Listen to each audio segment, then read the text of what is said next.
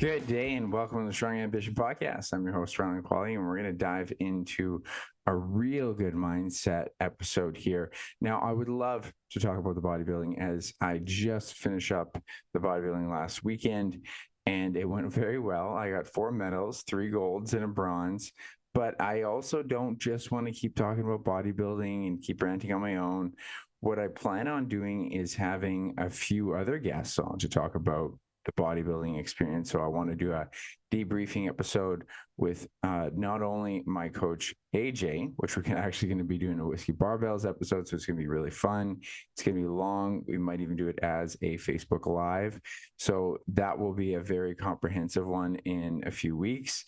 And then I'm also going to have my posing coach on, which will be a very insightful one, which would be great because he helped me specifically with the posing, but we had some difference of opinions with how I was doing my cut. And that will be a really good open discussion. And we had originally planned to do it, but he's also been so busy with his own clients going through the prep. He had over a dozen. So having Brett on very shortly, and we'll be able to really dive into what went well. I want to find out from his view what he thought about my posing, what he thought about my physique and everything like that. So I think it'll be more helpful to hear it from more of an expert opinion.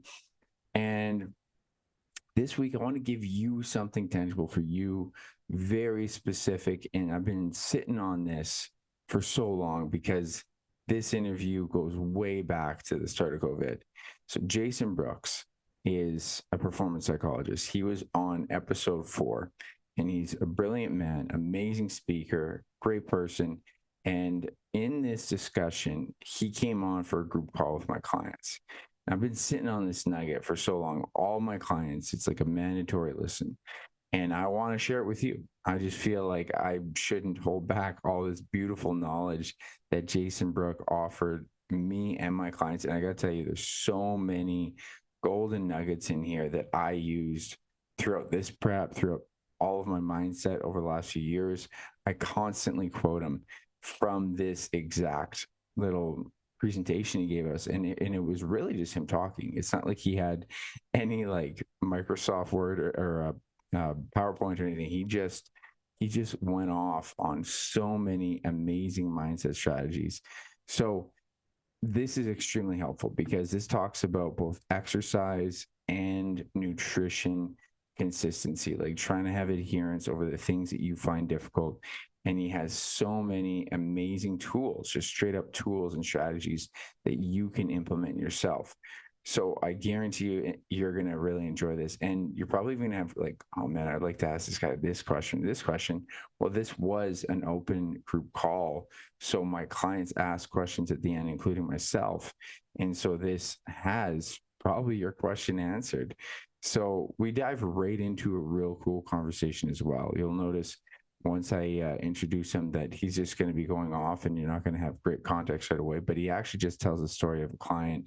And right away, you can hear him discuss a really cool mindset strategy because most things from Jason are pretty golden when it comes to understanding the mind and the challenges that we have to overcome and how to overcome them. So right after I introduce him here, and he's diving right into a really cool story that he was telling me right when we hopped on the call, and I hadn't hit record yet. So I hit record when the conversation got really interesting, and then we dive right into it.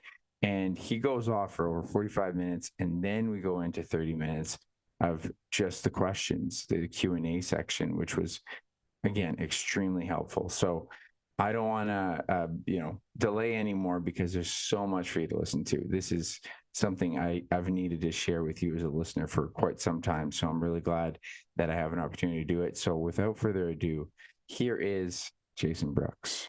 Italy, if I'm not mistaken. She had the gong show of all gong shows as far as a travel experience. I mean, canceled flights, delays, stopovers, overnight, like just an absolute shit show to get there. So she arrived completely exhausted mentally, emotionally, and really had no time. Like it was pretty much a drop the kid off and you're gone to the facility all day.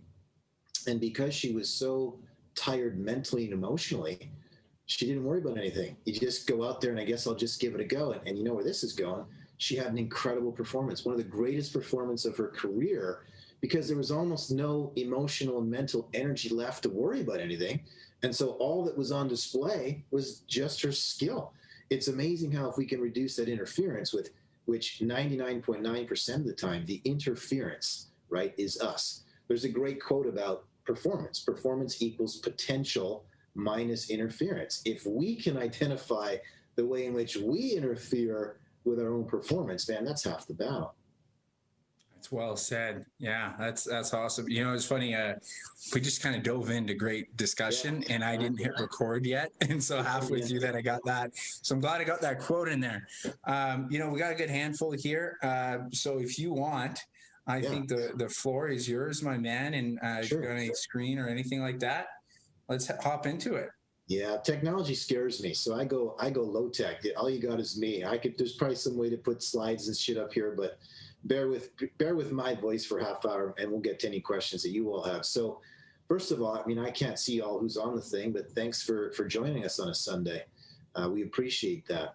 You know, and I met up with Rylan over the phone about a week or so ago, just trying to get a sense as to what are some things that, you know, maybe I could bring to the table here that would be useful for others. You know, anytime I agree to do something like this, I don't like to just step in and give some, you know, generic thing that, you know, other folks might not resonate with them. So we tried to figure out some key themes here that, you know, again, maybe would have some direct application for you all right now.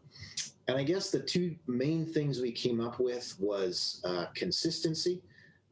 Whether this is you're on this call because you are looking to get healthier and in better shape, whether you're on this call because you're one of the competitive boxers at United, whether you're on this call because just in life right now, with everything so uncertain and stuff, it's tougher to stay consistent with, you know, certain routines and patterns that if we could, you know, would add value to ourselves. So in whatever the reason are that you're here, I'm hoping that there's some ideas that will help.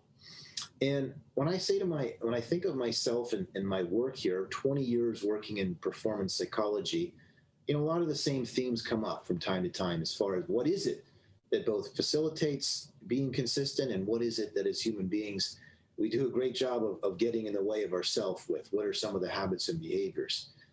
If I look at sort of a 60,000 foot view, if you will, just to start, and I say, okay, what are some of the traits of the most consistent performers I've been around?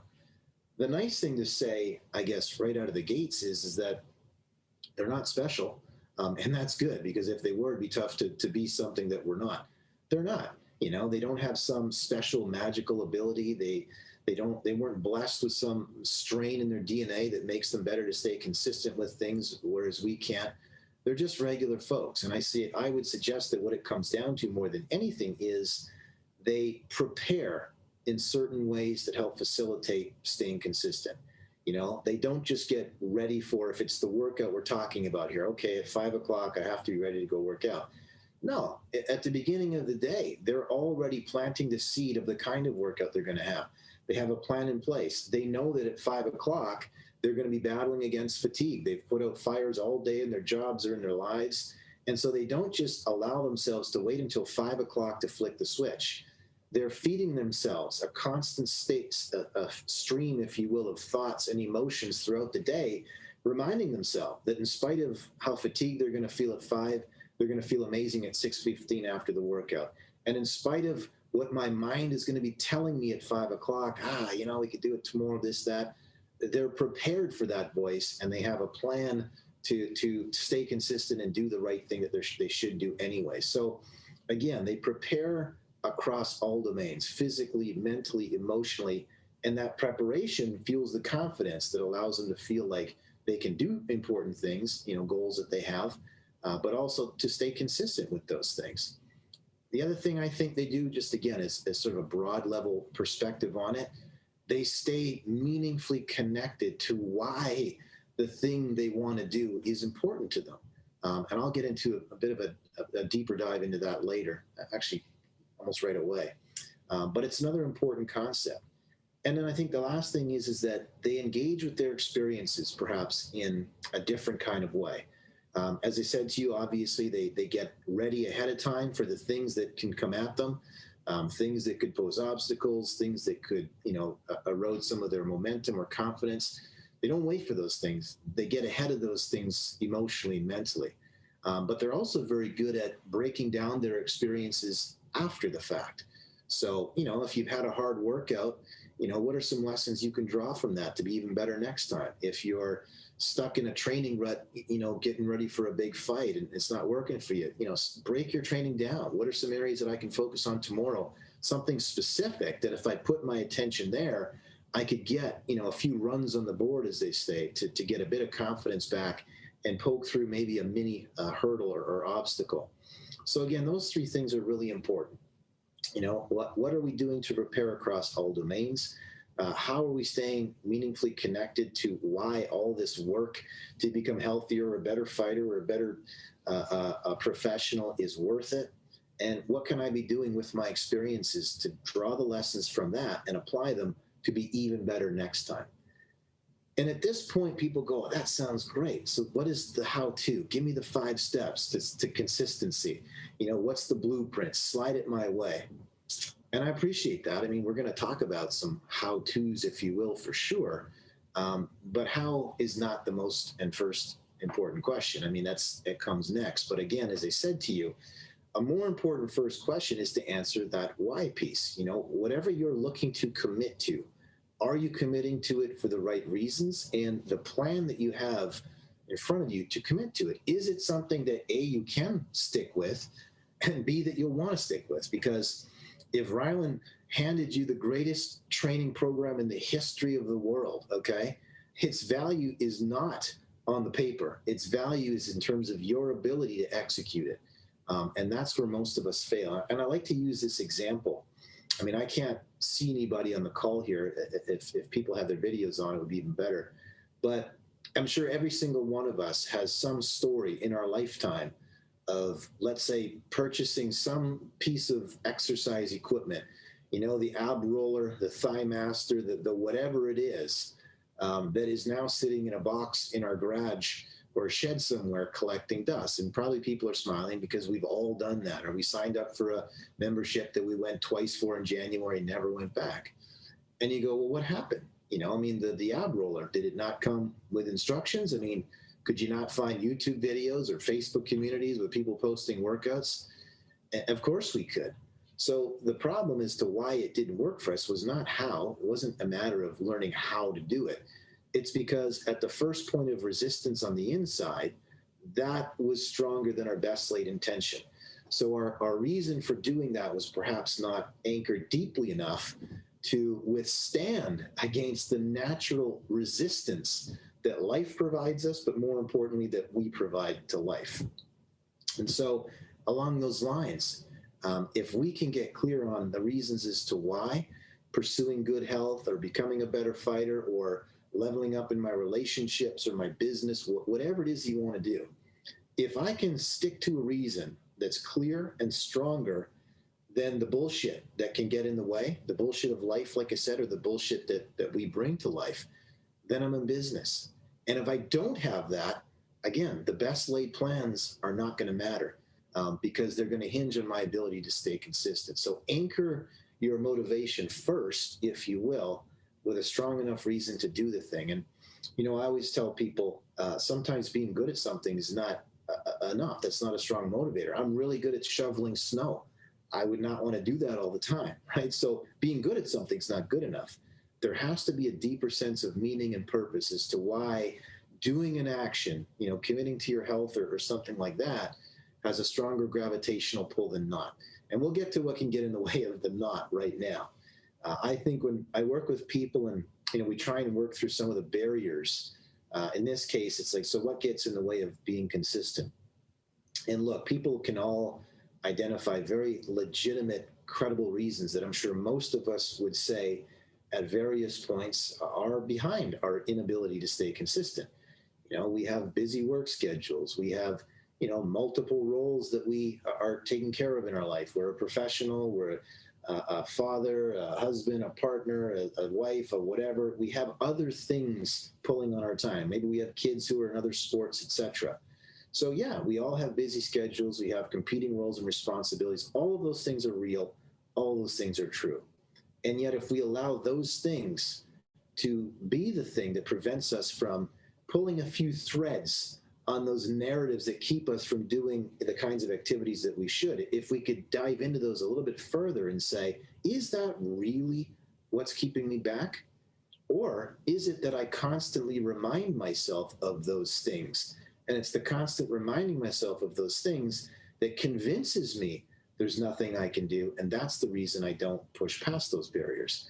And in my work, that's been the real place of breaking things open, breaking through, if you will. In this case, breaking through our own, negative habitual thought patterns that keep us stuck from considering, no, you know what? I'm no longer using my work schedule or my fatigue level or any of that stuff as reason enough not to do the thing. And I always find, again, in my work, the red flag statements I encourage people to be aware of.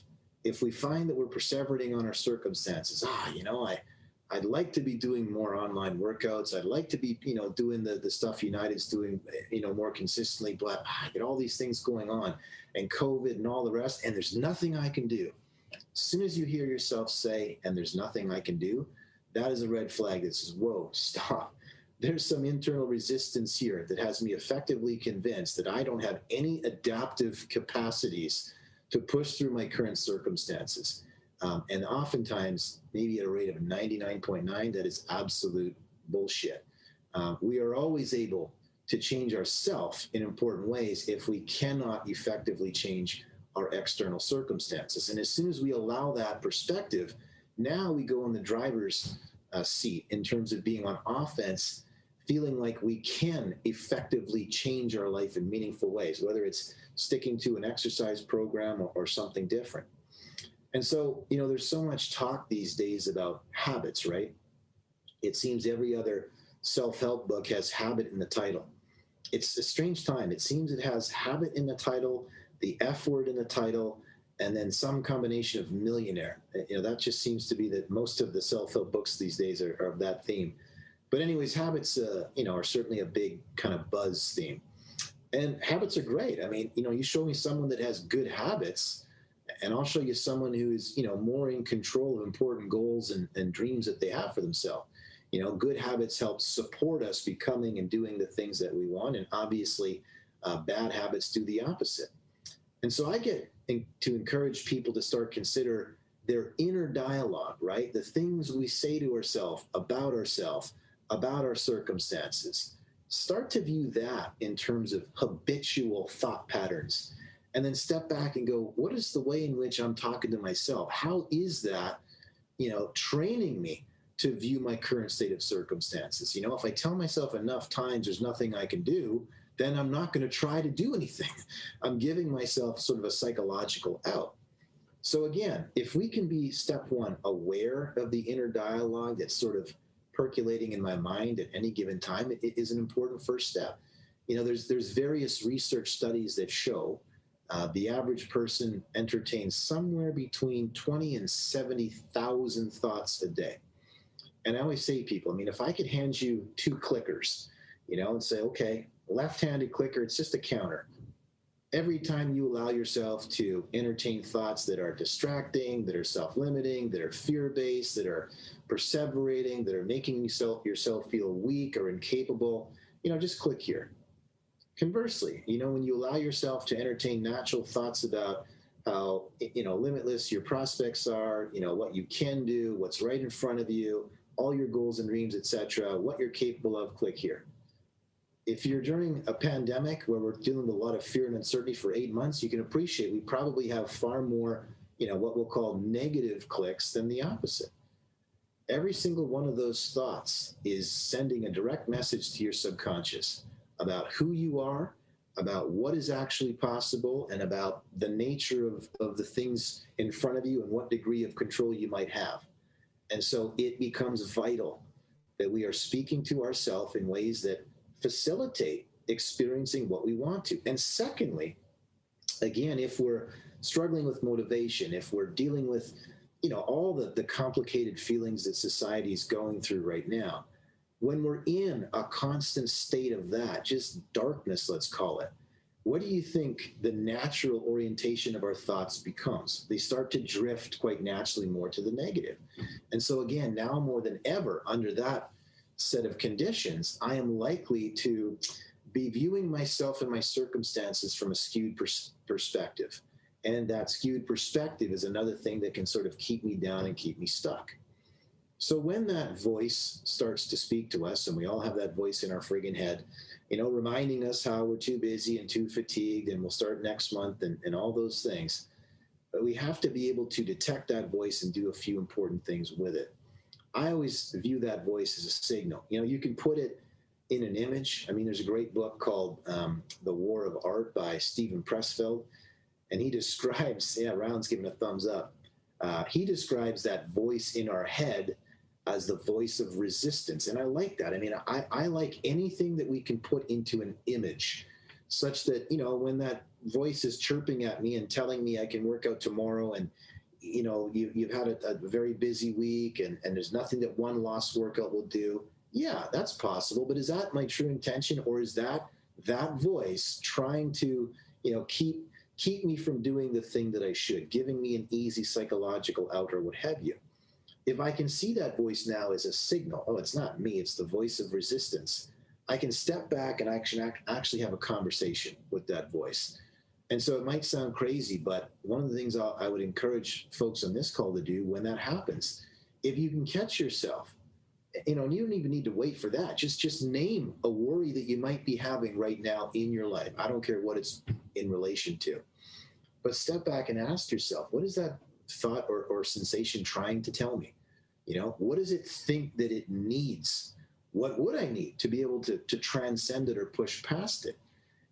Is that thought accurate? Or am I thinking it's accurate because A, I'm not feeling as confident as I normally do. There's just been so much flux in life of late. And B, I'm in a constant state of reminding myself of what I can't do versus what I can. And so I don't allow that thought to go unchecked. I step back, I interrogate it a bit. And oftentimes when you create a little bit of space between that voice in your head and just, having a conversation with it rather, now I can shine a light in some other directions. Now I can say, okay, that's one possibility of thinking about my circumstances. What am I not looking at that would shift that perspective a bit? Am I focusing on all the attributes and experiences I can draw on in my life to show that when obstacles have hit me before, I've found ways to push through and get better? What are the things I can leverage inside myself and around me? Do I need some support? Do I need some extra motivation? Do I need to kick my own butt? Like, what is the thing? As soon as I start to shift some attention over there, I start to realize, wait a sec, I have a strong thought that I can't stay consistent or can't do this thing, but it's partially because I'm not even looking at all the other strengths and attributes I bring. Purpose is another great thing to steer me back. I may not feel entirely confident or whatever, but if I'm anchored to a sense of purpose that's stronger than that resistance, guess what? I'm going to take a deep breath and I'm going to go do the thing that I said I wanted to do. And it's so interesting to me because I've had conversations with people and I've read a lot of stuff about, trust and confidence. And right now, again, with everything swirling in the world and inabilities to stay consistent with workout plans and all the rest, we start to lose confidence in ourselves a little bit. And that's why, to me, I always want to anchor to trust. Trust is something that is stronger than confidence. It's more stable, right? Confidence to me is it's more volatile. Confidence is the kind of thing, let's say, where, whatever you're doing in your life, let's say there was an exercise that you were trying to get good at that you were struggling with. And if we did it 10 times in a row and it was pretty good, we're feeling pretty good. But on that 11th one, if all of a sudden it goes wrong, what happens to confidence, right? It just goes down the toilet. And you think, I just did something 10 times in a row good, one time bad, but now my perception of my ability goes completely down a rabbit hole, right? Trust, however, says, look, if you put me in a situation enough times, I trust the majority of the time it's going to go well for these reasons. I've done it 10 times successfully. I'm not perfect at it. Not everyone's going to be great, but I make space for the fact that though one might not be great, 10 were. So now I'm not worrying about confidence because I'm anchored to something deeper that allows me to make space for the odd misstep or gaffe or whatever without destroying my sense of belief in what I'm trying to do. And one of the ways in which that we earn trust is by doing the things that we say are important to us and keeping that promise to ourselves. It's when we break that promise that we lose trust in ourselves, which then erodes confidence in whatever direction confidence is important to us in our life. It's almost like that voice of resistance starts to laugh at us. You know, as soon as we say we're going to do a thing and then don't, the next time we say we're going to do that thing, it just looks at us and says, yeah, we're probably not. Right. And we kind of go, shit, you're right. I guess we're not. Next thing you know, boom, I've introduced this barrier that prevents me from doing certain things that, you know, would be in my best interest to do because I've decided that they are. So again, talking to ourselves in ways that facilitate what we want to experience becomes very important. So just being aware of it. Again, we don't have to be positive all the time. That's not what life's about. But could we be accurate? You know, and if we're finding ourselves in maybe a little bit of a negative thought loop, could we step back from that? Could we shine our attention on the other aspects of ourself that we're not looking at right now, that if we did, we'd feel maybe a bit better about our circumstances? So that's an important thing. And I think related to that, you know, there's a lot of talk out there about mindfulness, which I think is a superpower as it pertains to health and human performance. And mindfulness is along the lines of what we're talking here. You know, mindfulness is really about just paying attention, non-judgmentally to whatever thoughts and sensations we might be experiencing at any point in time.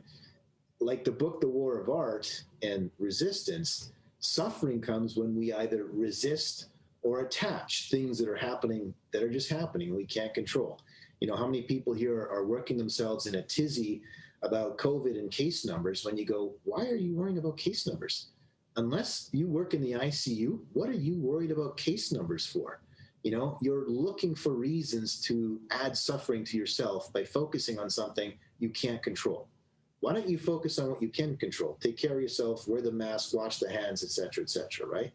So again, just being careful as to how we view our thoughts and sensations that arise. I want to be more non-judgmental. I want to be able to make space for thoughts that come up, but then go, wait a sec, does that thought serve me right now? Or is there something better and more accurate I could be zeroing in on as far as my attention span?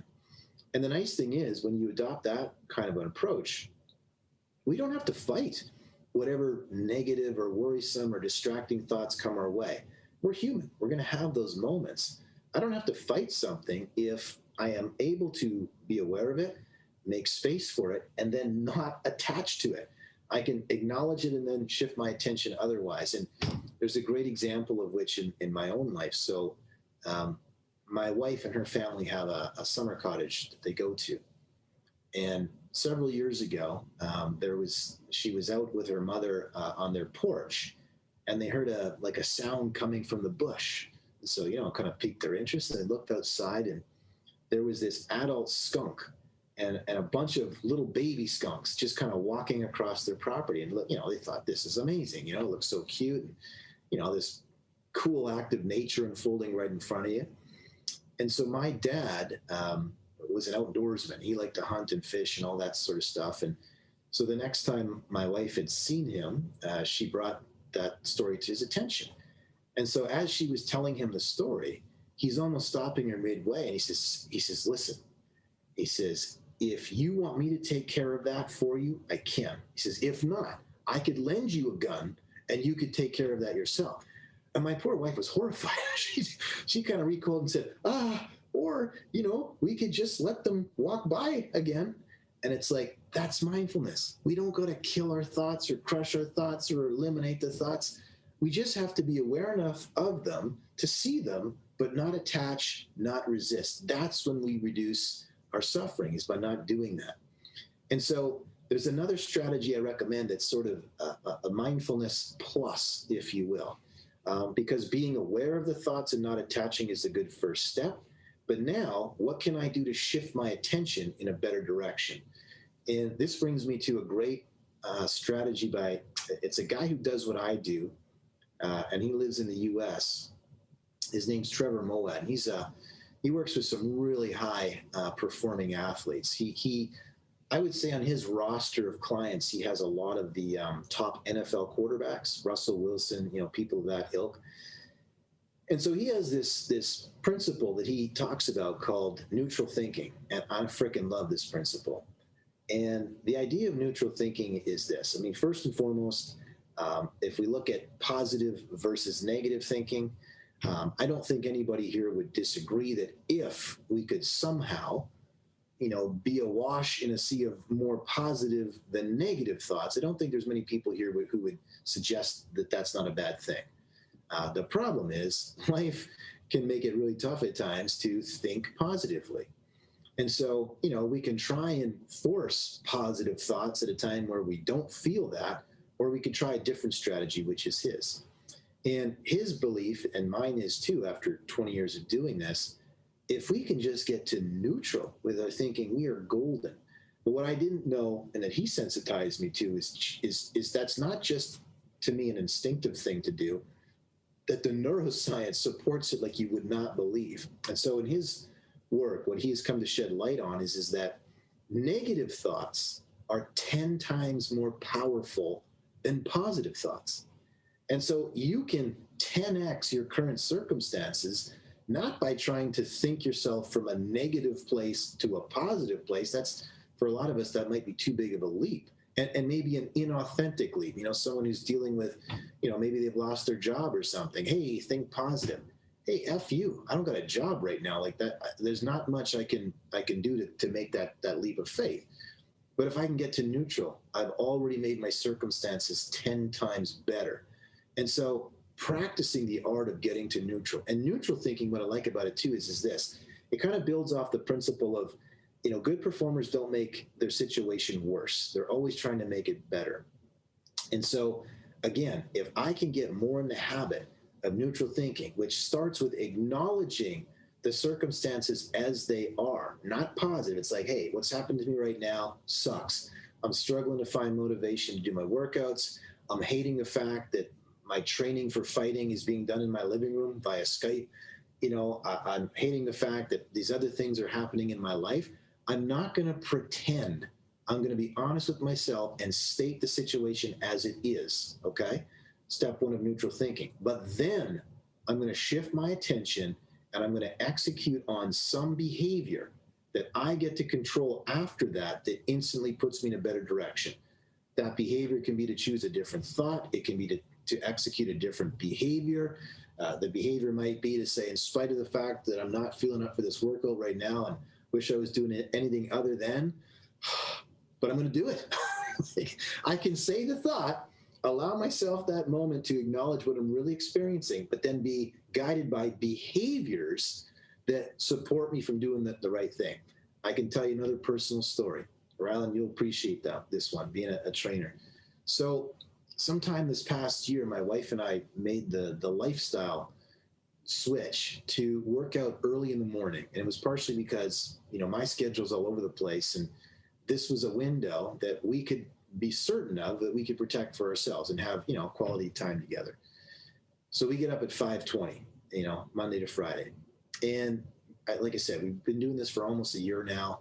And I can count the number of times I have woke up at 5:20 without a civil war going on in my head is zero. Like every single day when I'm in my warm, cozy blankets and it's nice and dark out, there is not a fiber in my being that is doing cartwheels of joy to change my state in that moment. It wants to stay in bed. And so I acknowledge every single day that's how I do think and how I'm going to think most likely. But I support that with one singular act that has me at 100% adherence to my exercise. And the act is something I say to myself in that moment. It's swing the leg. And so I can be in that state, having this internal tug of war as to why I don't need to work out. I could do it tomorrow. This is bullshit, etc. And all the while that's going on, a voice will say, swing the leg. And if my leg literally leaves the warmth of that bed, if one leg makes contact with the ground, I'm 100% successful in adhering. So again, what's neutral thinking? For me at 5:20, neutral thinking is this sucks. I really don't want to leave the comfort of my warm bed. I'm tired as all can be. And then I execute one behavior that in spite of all that puts me in a better direction to get after what is important to me. Swing the leg. That leg hits the ground. I'm in action. So again, if we can even take one or two thoughts that routinely get in the way of us, negative thoughts, and start to just find ways to get to neutral, acknowledging them, but then having a behavior I can execute on that allows me to do the right thing, air quotes, whatever it is that in this case would allow me to stay consistent, then I'm in business. And I think maybe the final thing I'll talk about is, I mentioned earlier we're going to discuss maybe consistency and also uncertainty. We're 8 months into this thing, COVID. Gosh, the amount of talks that I've given over the last 8 months, just helping people deal with all the fear of the uncertainty, right? Never mind the uncertainty to our health and our loved ones' health, but uncertainty in terms of at a micro level, like when will the gym open again? When can I compete again? When can I see Ryland in person for a real workout again, etc. A lot of these questions that we've been perseverating on, we don't have answers to. And they're causing us to feel, again, more anxious, more stressed because the uncertainty is beginning to get at us a little bit. And so you go, well, what can we do with that? When faced with times of uncertainty and fear, what can we do to kind of find stable ground and support us through? First thing, it's not dissimilar to a strategy we talked about earlier. Talk to your fears. If you have fears that are working through your head, what about this? And what if this? And what if this happened, etc. Talk that through. Your fear is a signal. It senses danger and it senses that you're not aware of it.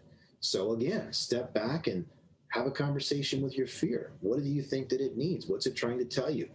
This is too much. It's too much for us. We can't handle this anymore. Well, wait a second. Okay, I understand that. But again, once I can have a conversation with my fear, now I can shift my attention towards the things that fear isn't looking at. Those might be, like I said, my inner attributes, the many battles won with fear before in my lifetime, the fact that I have a great support team, the fact that, vaccines and stuff like this are coming, like there is positive signs on the horizon that things are beginning to shift.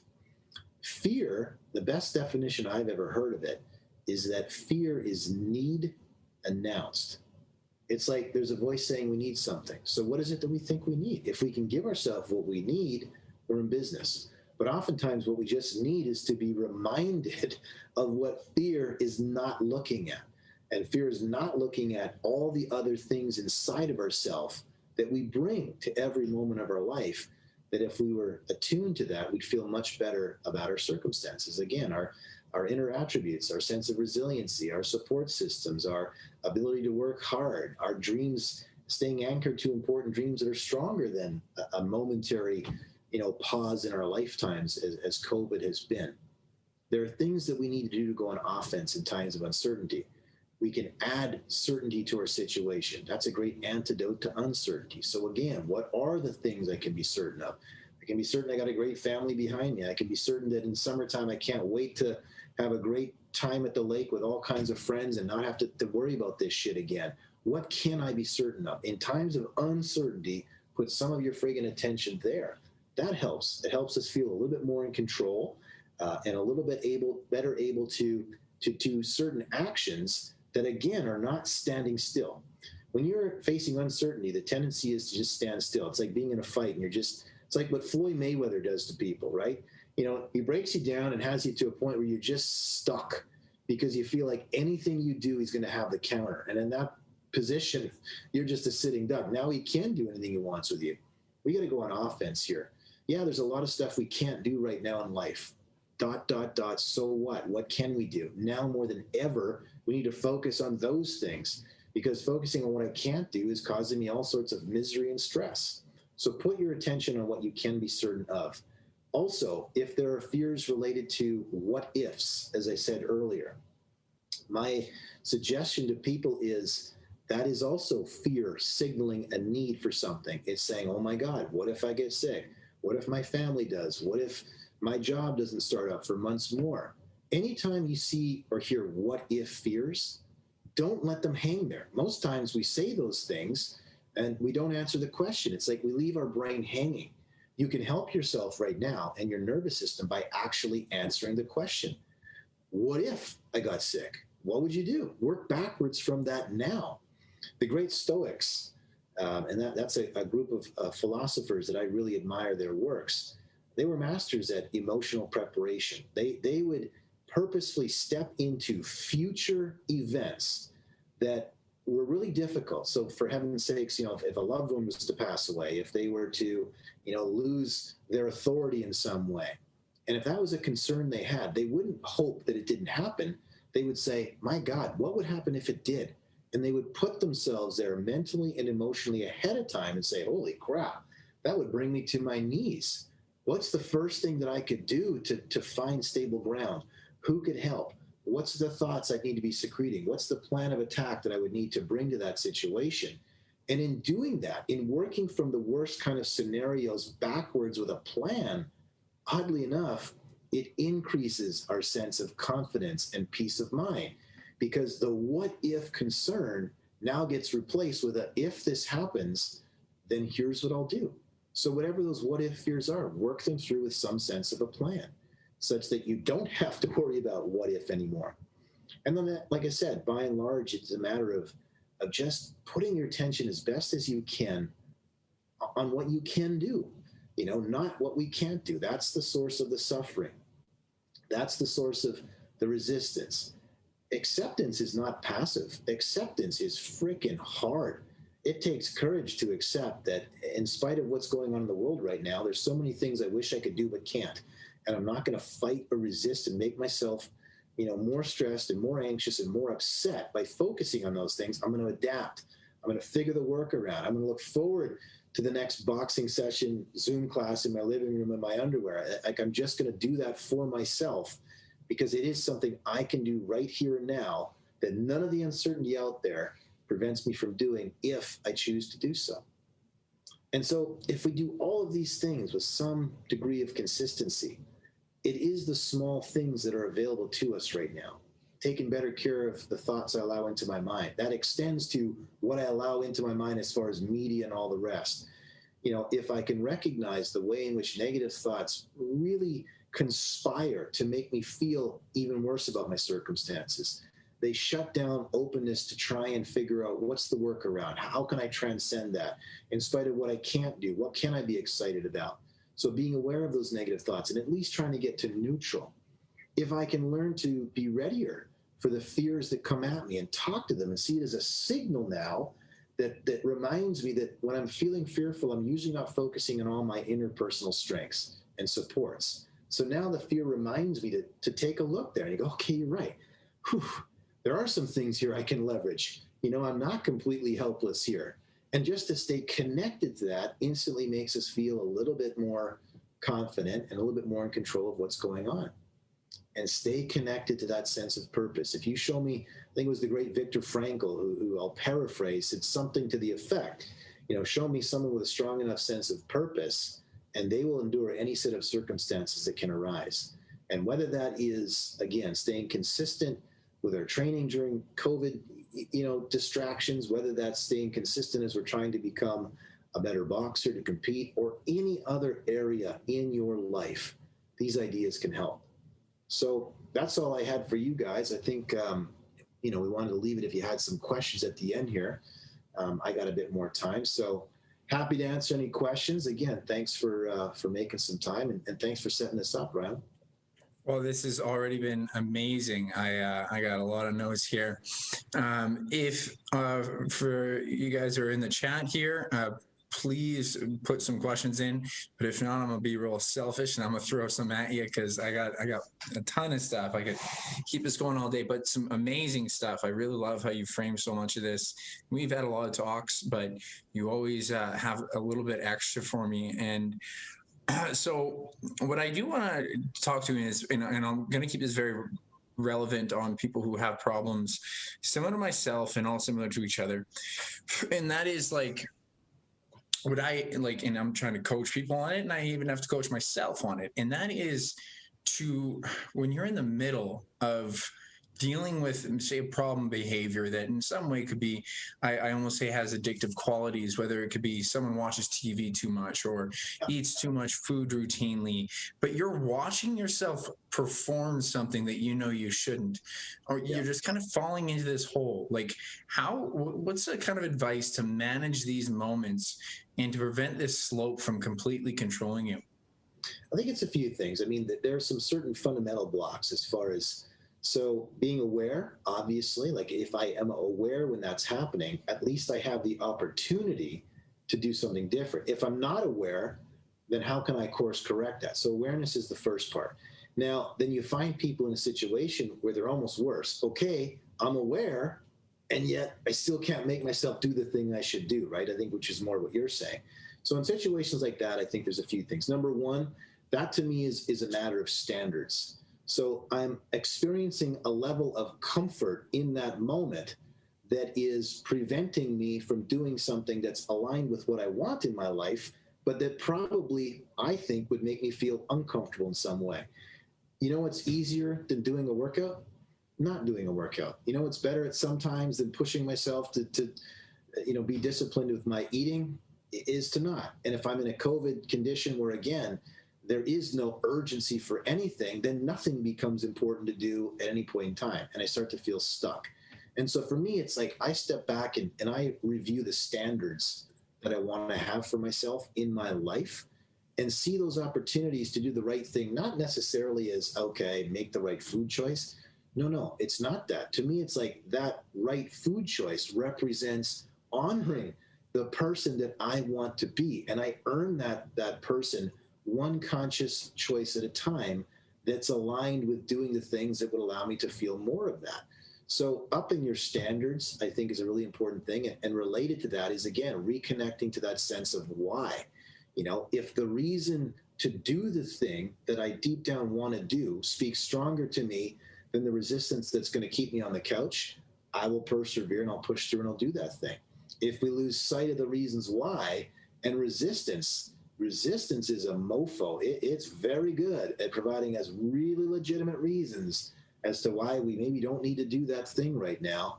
I got to be aware of that voice and allow the purpose to speak stronger than that.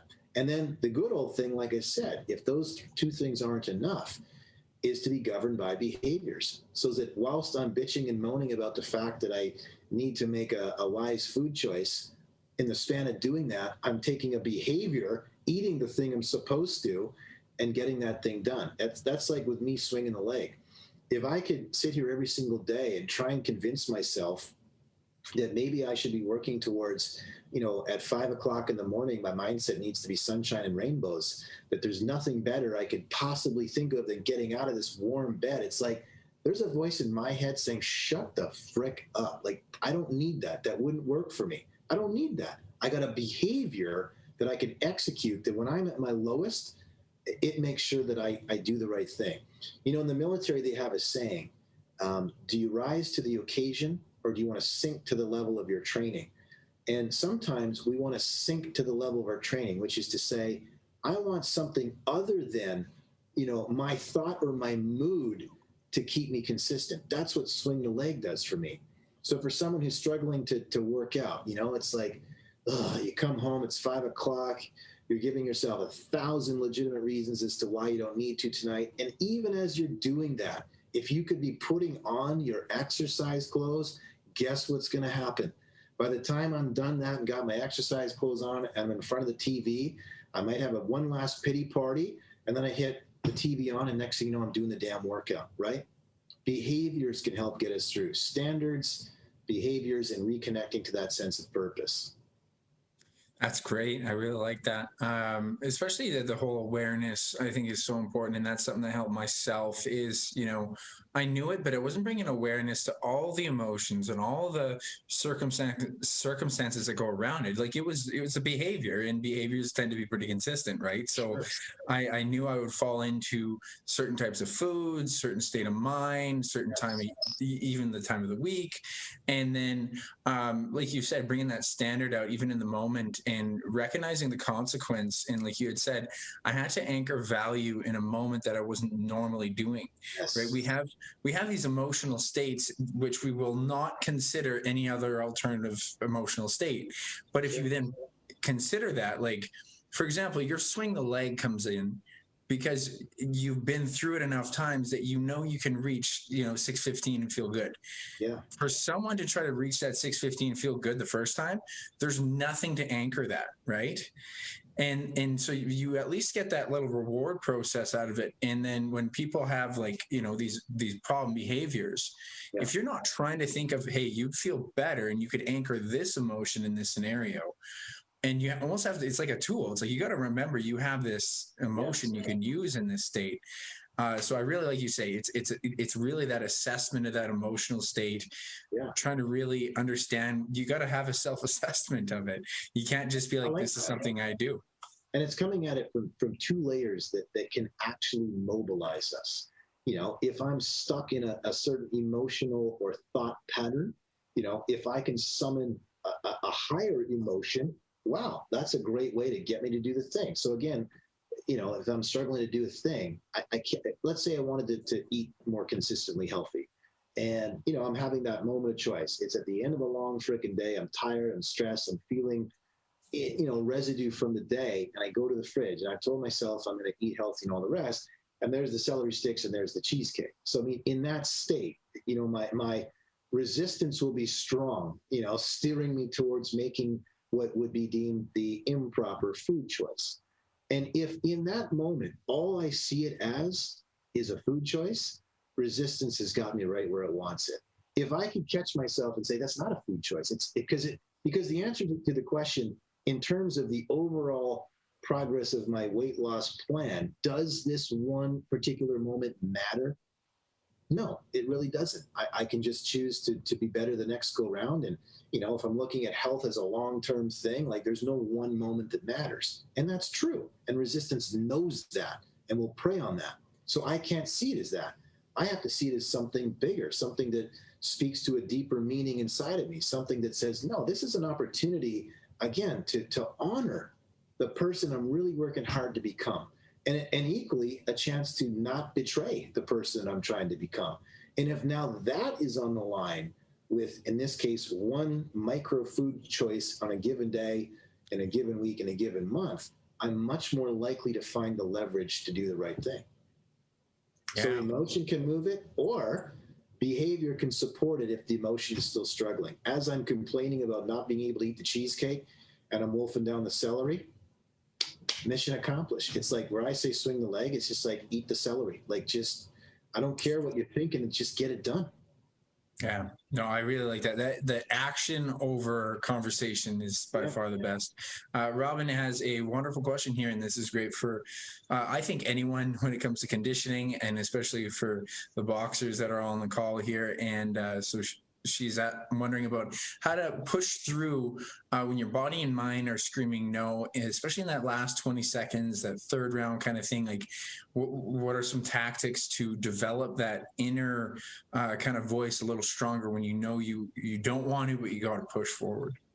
You don't wait till the moment to see if you can outwill that voice, because you also have to appreciate that voice has now been highly conditioned.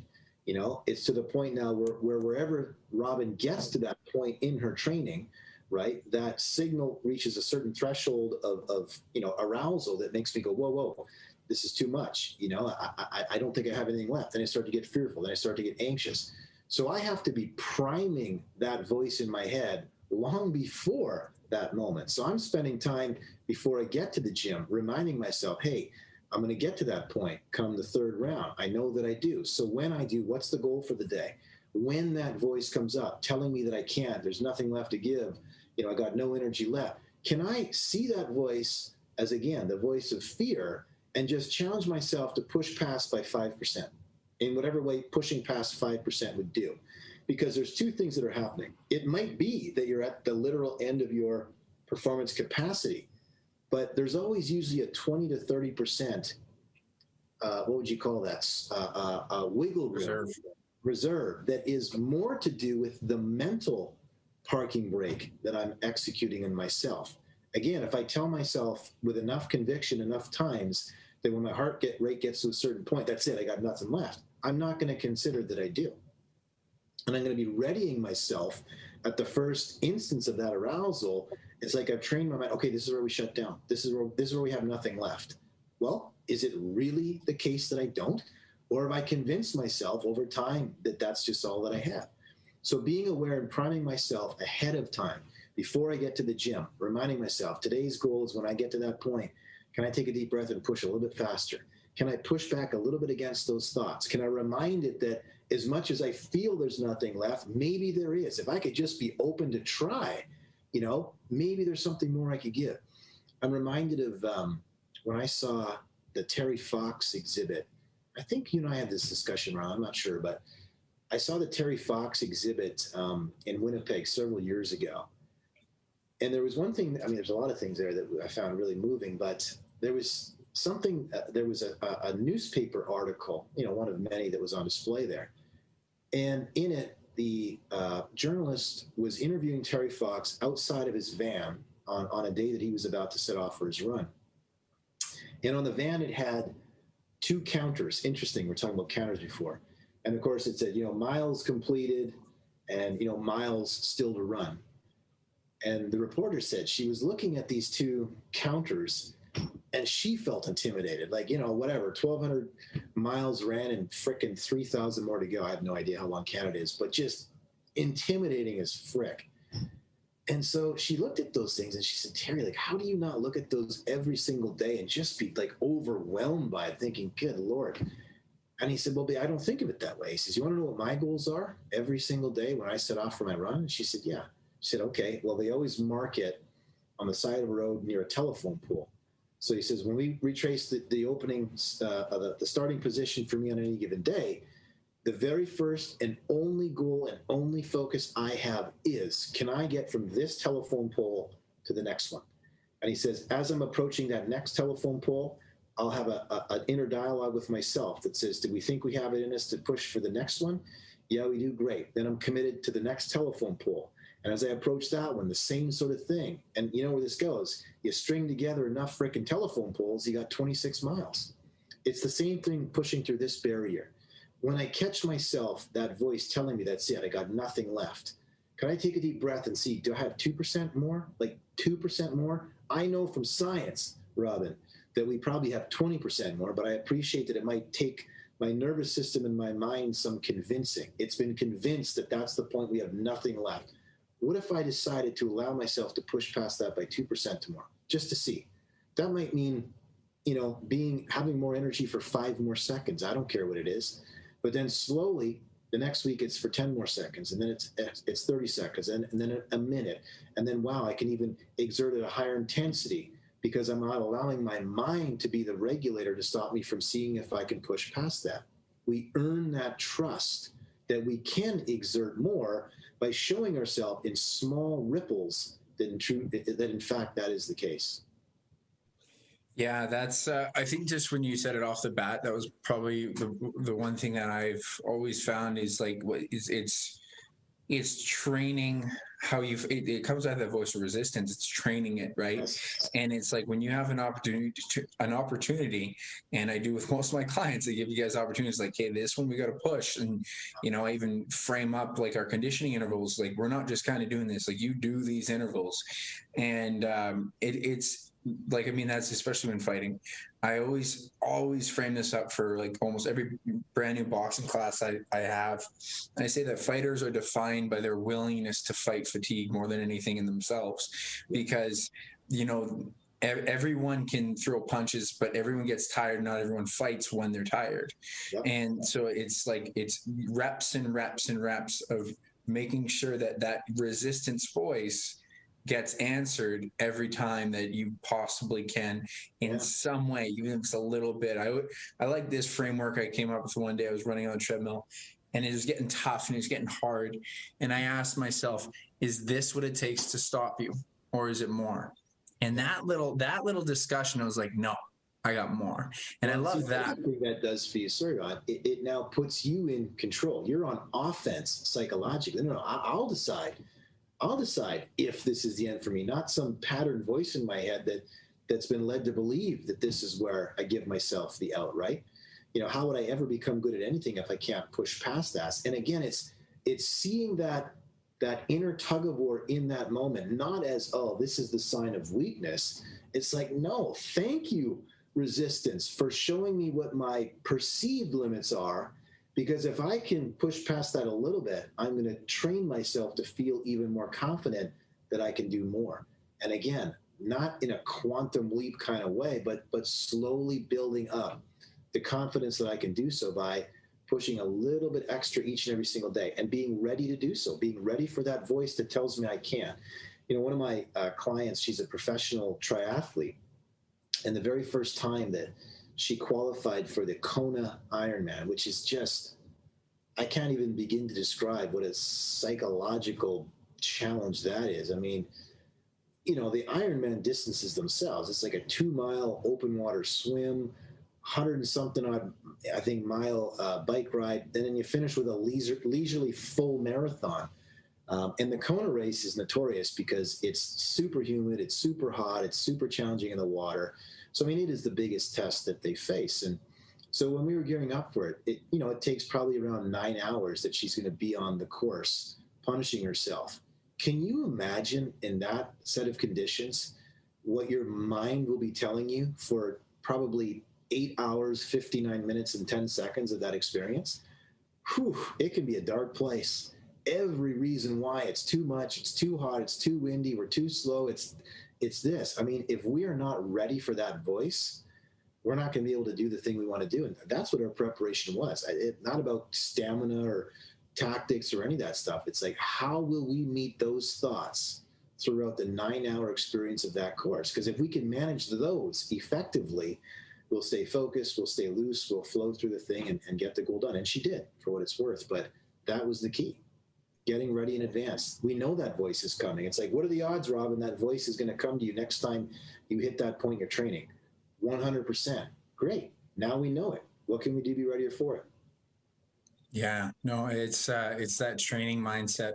So I just got 2 more questions and I'll let you go here. I think for the most part, you know, it's probably going to come back to what I actually talk to a lot of people about, but, you know, I imagine, like, whether any style of person that's trying to train and balance out work and life, but I deal with this challenge myself a little less because I am so inclined to exercise. I do see it as such an inherent value of my health and it's my profession. So if I'm not in good shape, I probably don't know what I'm doing. So Sure. I don't have to battle this internal discussion. But, you know, when I try to talk to, you know, my parents, for example, or something like that, where people don't have see this value, or people who are struggling to balance out work and life and health, and they end up in the justification dilemma to me, where it's like, well, I had to do this. It was like, you know, they don't find this inherent value for their health. They don't see like an hour or a half hour is putting it towards their day. What kind of advice would you recommend people kind of consider, think about when you end up in this kind of an issue? Well, it is what you said. I mean, if we can allow ourselves to find reason enough, creative ways of looking at the value of doing something, you know, what it might mean in our life. You know, if the idea of being in better physical condition doesn't move the needle, does the idea of avoiding long-term negative health effects, does the idea of, you know, being able to see my grandkids more as they get older, does the idea of being able to walk my daughter down the aisle do it for me? I mean, whatever the motivation is, we have to find the thing. It's like, go back to the scale idea. There's resistance. I've never done it. I don't think it has that much value. I think of doing it versus not doing other things. I don't see reason enough. Then whatever we come up with has to be stronger than that. So again, whether that's some emotional anchor, some future goal anchor, whether that's just elevating the standards you have for yourself, whether it's viewing it as an opportunity, it's like, through committing to physical activity, again, I am actually showing myself that I can push through an inner voice that sometimes keeps me stuck and makes me think that I can't do big and important things. That commitment to exercise might unlock more confidence in every other area of my life. The answer to your question is, you already sort of said it in your statement. You have to help people tap into reasons that are stronger than the resistance that is there. So for me, when I work with folks, the first 3 questions I want to know about are, what do you want, right? What is the thing? Oh, I want to be in better shape. Okay. What has been the barriers currently, or you think future-wise, that could get in the way? If we know what those are, we can work around those. And why do you want to do this? Because if they don't know, if the why is not stronger than the barriers that we've identified, they're not going to. And so I think it's as much about helping people anchor to that, but also freeing myself from having to convince someone to do something that maybe they don't want to do. Maybe it's not for everybody, or maybe it does require the right leverage at the right time. And it's sad because we know that if someone said, do it or die, we probably would. Why would we allow ourselves to wait for that? Maybe it speaks to the standards that we have in our life. It's not going to be important until I've messed myself up so much that I have to do it. So, which is weird because we feel we have to now, which is preventing us from doing it. But it's like you're going to have to down the road maybe anyway. So why not look at it differently now and see it as something that you choose to do to avoid long-term health effects, or more importantly, to encourage positive health down the road. The key is what you said, Rylan. Whatever the resistance is, the motivation has to be stronger. So helping people tap into that in a way that's personally significant is the pathway. And being okay with sometimes we can't. Yeah, no, and one of the things you said earlier that I really want to give a lot of light to has helped me a lot is the framework of standards, because we get caught up in, and I've heard this recently from Gavin and stuff like that. We tell ourselves a story of who we are and what we're supposed to do and what we're capable of.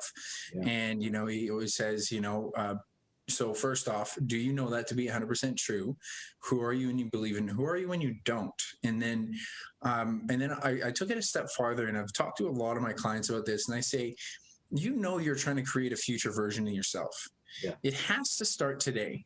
But what are the standards is kind of the terminology used, but I say, what are the ideas and concepts and feelings and the behaviors that they have? Because if you want to be that person, you can't be okay with what you're doing right now. You got to stop feeling the way you feel and acting like that. Start acting like the person you're trying to translate yourself into being. So standards, I really like that kind of, almost pull yourself out of your emotion. It goes back to that neutral view, because you're going to feel it. Like, I love how you find that. It's like, you feel it every morning. David Goggins is a huge guy. He's like, and I remember hearing about him say how this guy does 100 miles runs. Ridiculous. I think he does overtrain. Absolutely. But he says a guy who's capable of crazy things will stare. He says, I stare at those shoes for a half hour. Yeah. Before he goes for a run. And so it's like everyone feels emotion, but how we create a standard for ourselves and how we anchor it for emotion, that's huge for myself. Yes. I had to anchor it to things for, whether it was my profession, I always anchor my family and my parents for the opportunities they give me. And that's all relevant. And that's what pulls me into it and make sure I always see it. So I really love that knowing the why. I have one last piece because you've given us so much already. And I could ask all day, but we're going to leave it with this. And and this is why I want you to say it, because I recommend it. Hearing you say it's going to be huge. Yeah. Mindfulness meditation practice. Do you encourage it, and how often? Sure. Yeah. I mean, for me, it's not a practice in as much as it's a constant awareness for me, because I make an effort to listen to that voice, the voice of resistance in my own head. And so mindfulness is not like, okay, I will dedicate 10 minutes every single day to practice mindfulness. It's like that's not how it works in my view. I mean, I don't want to discourage someone from doing that, but to me, it's more about at any given point in time in the day, can I differentiate between the voice in my head that's operating from the past, again, going on autopilot, to use Robin as the example, that voice that at that certain level of intensity, at the certain point in training, automatically kicks in and tells me that that's it. We got nothing left to give, right? Mindfulness to me is being ready in that moment to hear the voice, to recognize, whoa, hang on a sec. I'm not sure that's exactly the truth or consistent with what I want, and step back and again, just be able to shine my attention in a different direction. Consider a different thought, remind myself of certain other things I'm not looking at right now, challenge my standards, etc., and then step into the next moment anchored by a behavior that will help. Make a decision, don't make a decision. Change a behavior, don't change a behavior. Swing the leg, don't swing the leg, right? Mindfulness to me is more about tapping into that voice as much as we can throughout the day. Because if I can catch that voice, it provides me the opportunity to create that space and then have the chance to actually make a choice or a decision that is aligned with what I want to experience in my life. So to me, it's a constant process of awareness as compared to sitting down and viewing it like an exercise per se. So, so with that being said, for your clients and stuff like that, you don't necessarily recommend people have to dedicate time to develop that skill, but you just remind them to kind of utilize it.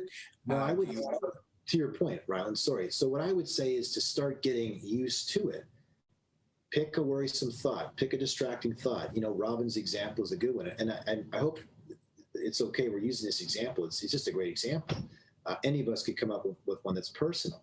So I have this idea in my mind, and I know in time and space when that sort of distracting, resistance-based thought will occur. So before I even get there, I can put myself in that state now, to your point, and run that scene through. It's not like if that happens, when that happens tomorrow, right? With 100 degree of certainty that it probably will. When that happens tomorrow, what's the way through? You know, can I catch myself and see that voice? Can I be readier before I even leave for the gym, knowing it's going to happen? And when it happens, now I see that voice as a signal that says, oh, this is where I actually take pause and push through by 5%. This is where I remind myself that pushing through is not about squeezing an extra drop in my workout. Pushing through is about building confidence within myself to take on challenges, showing myself that I'm more resilient than at times I give myself credit for, showing myself I have more capacity than my mind has allowed me to believe. If I'm sitting here before I even get to the gym and I'm priming my mind to see that when that voice comes up, this is what I'm going to do, I'm far more likely to do it, right? Yeah. So, and I totally agree with that. I think, you know, for myself, I'm just going to use anecdotal conversation here because I did find, I know what you mean, that it should be a practice throughout the day, but I guess from my own experience was once I knew what it was in just mindfulness meditation, taking that 5 minutes out of your day to do it, then I was able to use that mind frame. And I almost call it the difference between subjective and objective mind, because we can have a subjective mind where, you know, you're feeling this, that, and you're just kind of going with it. You almost zone in and out when people are talking to you because you just get very caught up in your emotions. But once I started to use meditation, it wasn't like I had to do it all the time, but I had to learn what that experience was about, and just the most blandest thoughts of your breath, the way you feel and sitting in a chair, which you might seem boring, but also has the ability to practice or just maybe even recognize how fast it happens and how often it happens in your mind. And then it's almost, to me, it was like a mindfulness rep, you know. It's like you know, the rep of, wait a minute, I'm not there, I got to come back. Wait a minute, I got to come back. And I still to this day have it. And I actually noticed recently, I haven't been meditating and I started to trail off more when I read. So I almost want to come back to that as a rep practice. So I wasn't sure if you had found that helps people or if you just get people to use it in specific situations, as you had said. Yeah, I would say both. I mean, ideally, I want to get to a point, like you said, where it's just moment to moment. And sort of the key orienting question that I have always found useful for me is, I ask myself, so part of the way that I would recognize, you know, when a thought from the past, a pattern thought is trying to dictate to me, this is the way things are. You know, Robin's example again, oh my God, this is where I shut down because it's too much. If I know what that is, the question I ask myself when it happens is, what's really happening here? Because that reminds me to think not just based on what my thoughts are telling me is what's happening here, but to recognize, no, there's probably way more to the story right now that I'm not focusing in on.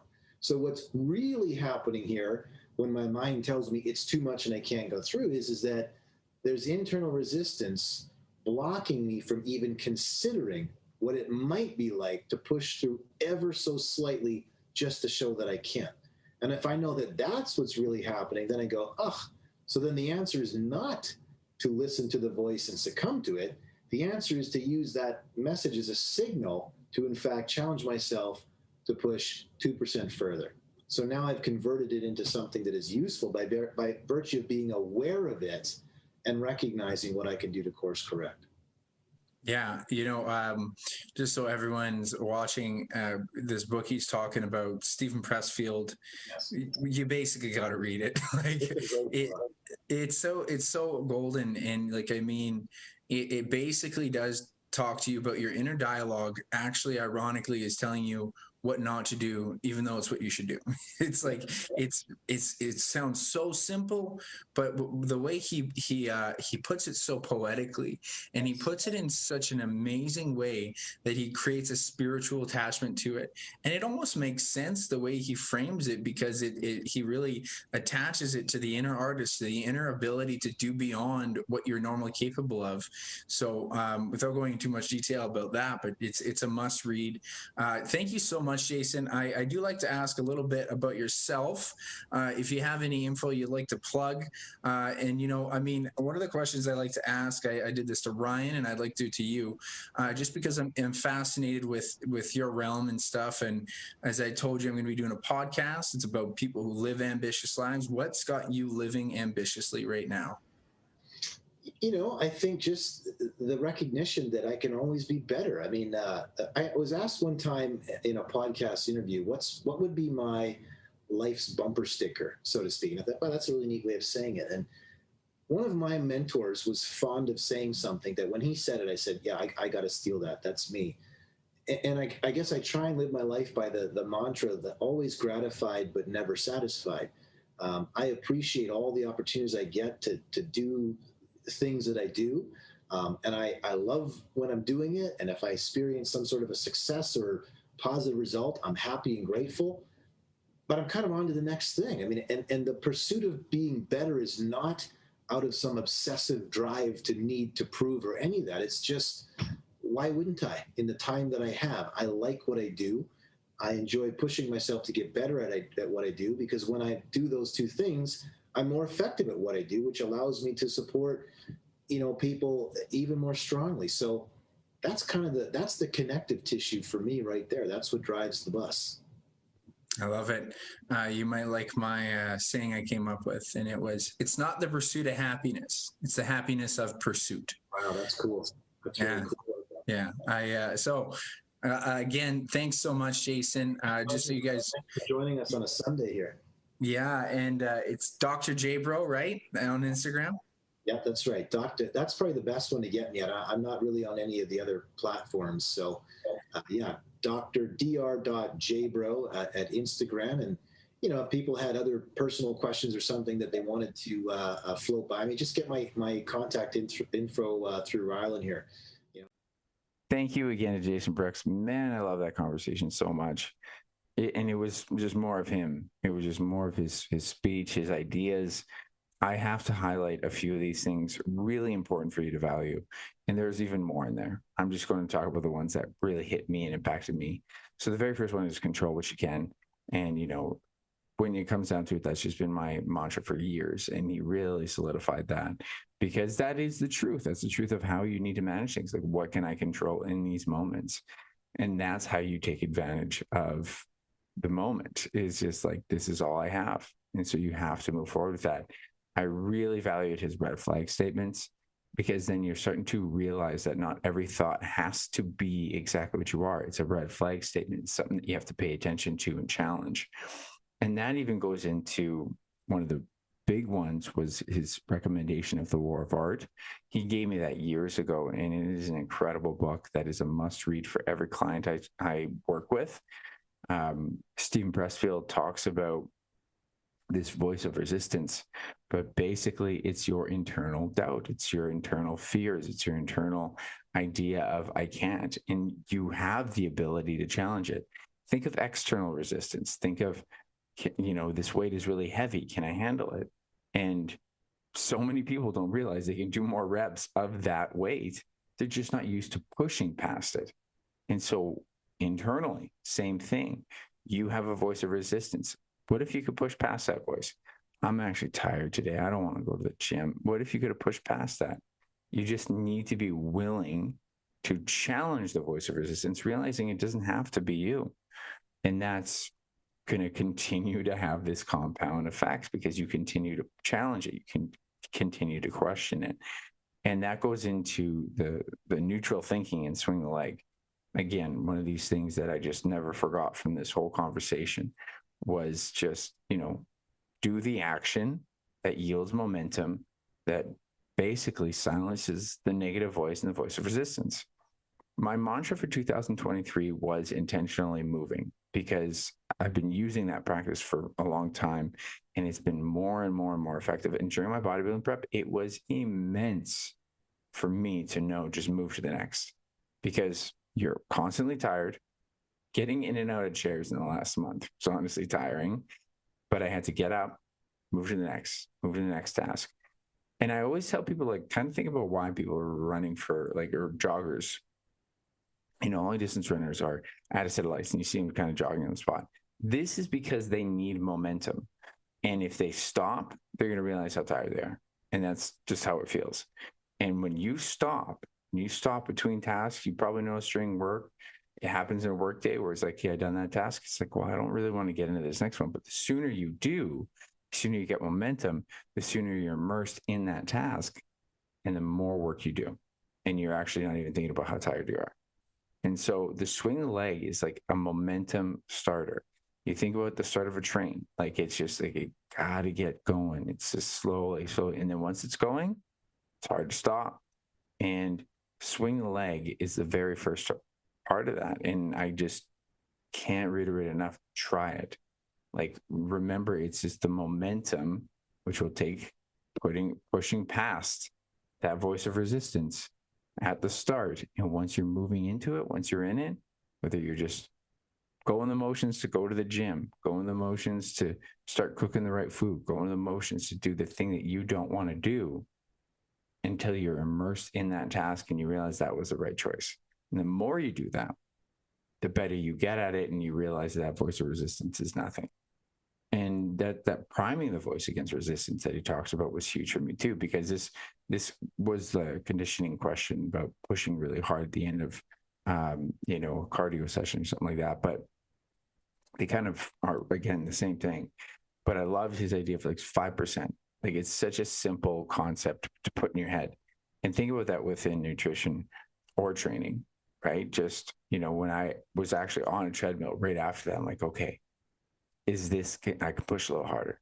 Like, I can try to challenge this voice a little bit more. And I came up with this idea. Is like, is this how hard it has to be for me to want to quit? No, I can push harder. And that was really, really big for me, really big for me. My conditioning got better. And I started to apply that to a lot of things. Is this what it has to be? Is this how hard it has to be for me to want to quit? I kept asking myself that question. And if I could always do that little 5% more, that's growth, right? You're always pushing a little bit more. So these were some really, really, really effective things for me. One last part here that I have to highlight, because it even really hits home right now for where I'm at after the bodybuilding, was always gratified, never satisfied. That is really the whole idea of my, pursuit of happiness in pursuit, because we just always want to do better, right? And it's not that you're not grateful, and that's the really important part. It's self-gratitude. It's, pride. It is appreciation for what you're doing. When I finished the bodybuilding prep, it's like big part of me so used to push for like 4 months, 8 months.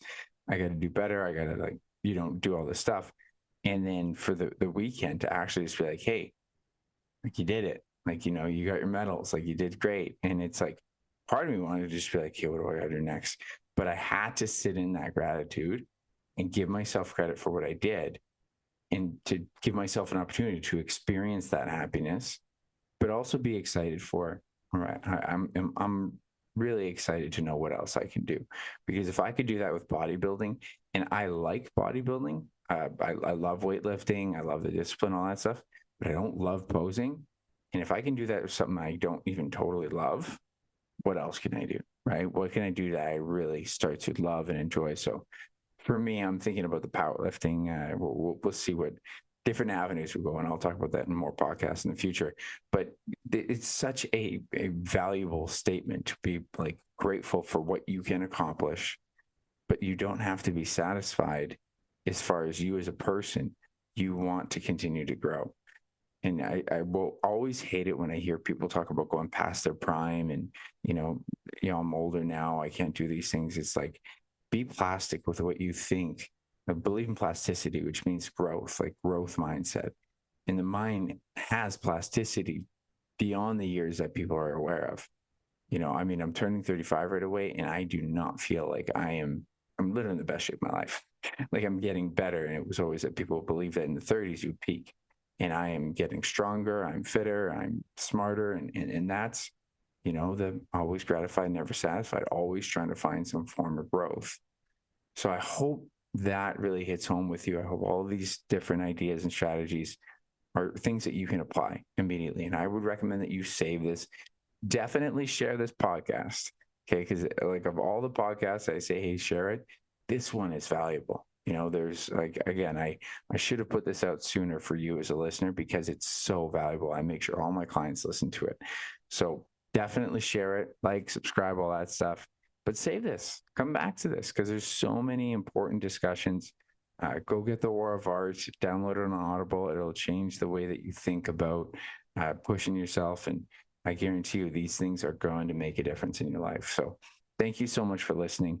This was a really fun one because I went back and listened to it myself. So I hope you had a lot of great experience listening to it too. So of course, I have to finish off with this statement because it really rings true after everything you just heard. Life, my friend, is not about the pursuit of happiness. It's about the happiness within your pursuit. Okay? So get on that pursuit, and I'll get you next time.